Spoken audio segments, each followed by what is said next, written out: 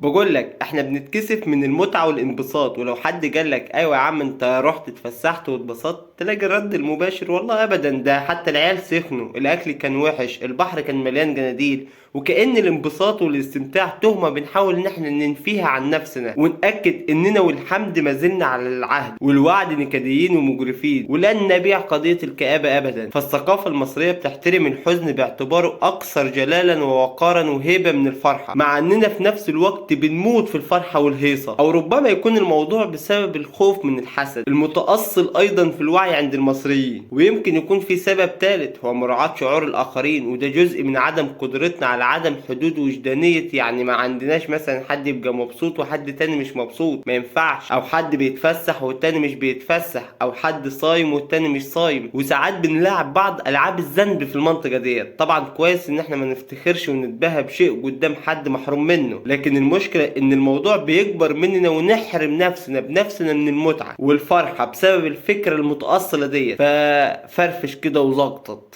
متنساش تشترك في القناة. سلام.